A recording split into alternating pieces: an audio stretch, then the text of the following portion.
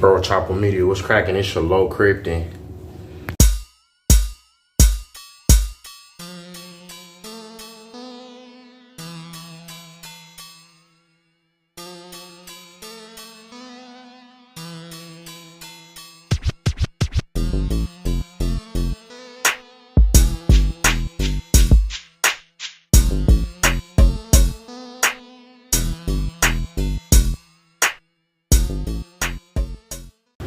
What's going on, man? Look, I got a quick story for y'all, man. Let me break it down. So, y'all remember that story I did a while ago? It was called Shootout in Vegas. Well, I'm gonna tell y'all what happened after that.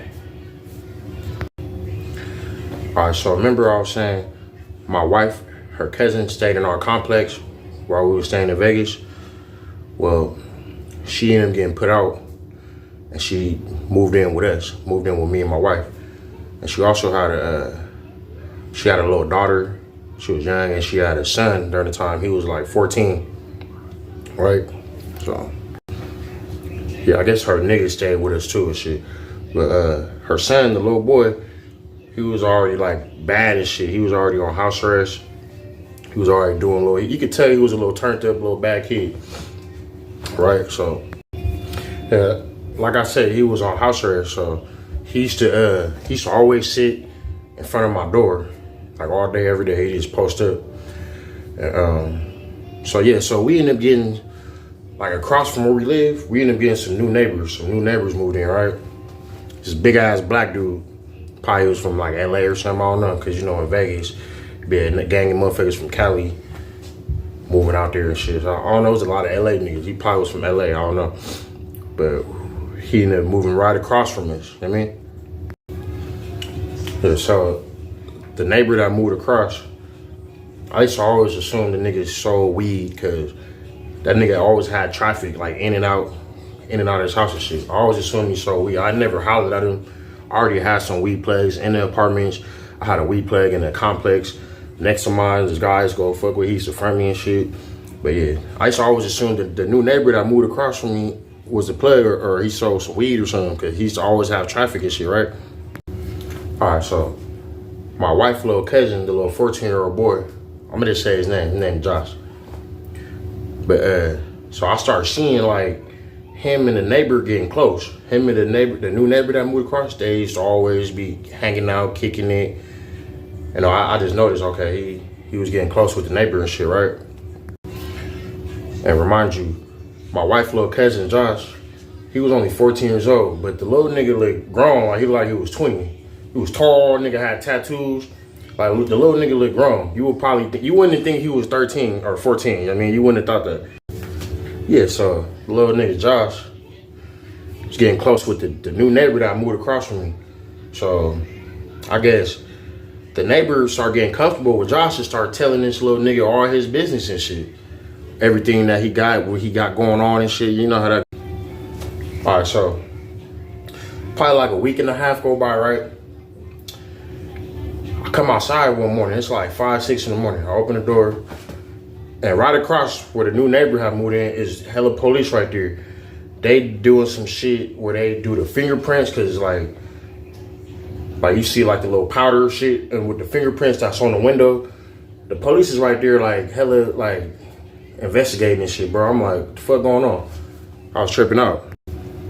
Yeah, so after the police leave, I holler at the neighbor, hey, what happened, bro? What's good? He's like, man, somebody broke in my house, took all my shit.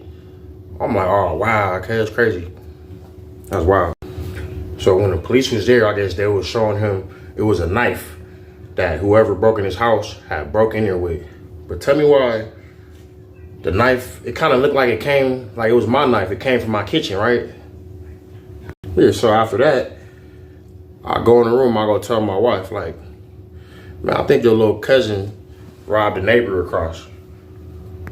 Yeah, so look, after I told my wife, I think your cousin robbed the neighbor. I go in the living room where he was sitting and I pull him to the side in the bathroom. I'm like, my nigga, don't lie to me, cuz you better not lie to me. Did you rob the neighbor or what, cuz? Like, this nigga go and he pull out big ass bag, bro. 4 zips of crystal. And And I'm in Vegas, or I'm by myself. This nigga over here robbing niggas and shit for that's probably a lot of money. 4 zips worth of crystal. I know somebody robbed me for that shit. I want to kill him or something. Like, you know, nobody don't play with shit like that. So I'm kind of getting at him, like, nigga, what the fuck, bro? You over here robbing the neighbor and you staying at my shit, bro? The fuck is wrong with you, cuz? This nigga gave me half. Gave me 2 zips of the crystal.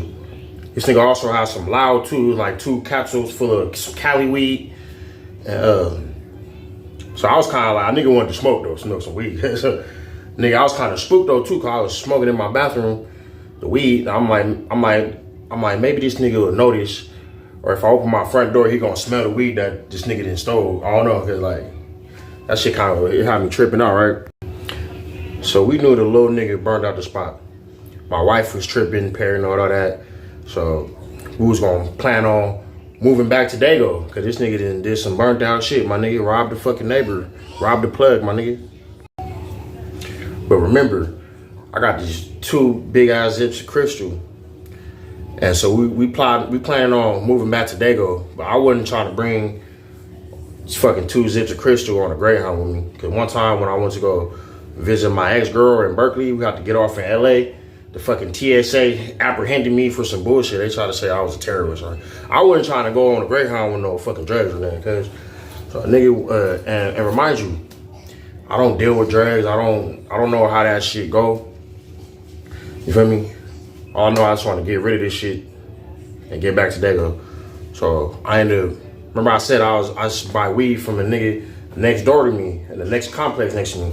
So I didn't want to show nobody the crystal in the complex because they probably gonna take it to the neighbor and that's how shit get burnt out. I mean, I wasn't gonna take it to nobody in my complex. So I went to the nigga in the next complex like, hey, yo, man, show them, nigga, I got this. I'm trying to get rid of it. Y'all can laugh at me all y'all want. I don't care, bro. I ain't no drug dealer, cuz, and I wanted to get that shit off, bro. I got off like 1.5 ounces of some crisp, my nigga, for $140. I know, nigga dumb as shit, cuz I don't care, bro. So 2 days after the incident where Josh robbed the plug, we went back to Dago, hopped in a Greyhound, and we pushed back to Dago.